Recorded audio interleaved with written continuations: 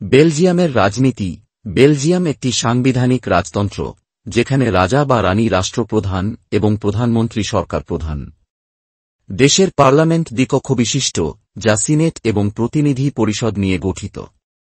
রাজনৈতিক অস্থিরতা মাঝে মাঝে দেখা যায়, বিশেষ করে ফ্লেমিশ এবং ওয়ালুন সম্প্রদায়ের মধ্যে ভাষাগত ও সাংস্কৃতিক পার্থক্যের কারণে। বর্তমান শাসক রাজা ফিলিপ এবং প্রধানমন্ত্রী আলেকজান্ডার ডি ক্রু। তাদের নেতৃত্বে দেশটি ইউরোপীয় ইউনিয়নের গুরুত্বপূর্ণ সদস্য হিসেবে কাজ করছে। সরকারি দুর্নীতি নিয়ন্ত্রণে কঠোর ব্যবস্থা গ্রহণ করা হয়েছে, তবে কিছু ক্ষেত্রে অনিয়মের অভিযোগ রয়েছে। অতীতে কিছু রাজনৈতিক দল বিভাজনের কারণে ব্যর্থ হয়েছে, তবে বর্তমান সরকার এই চ্যালেঞ্জ মোকাবেলায় সচেষ্ট।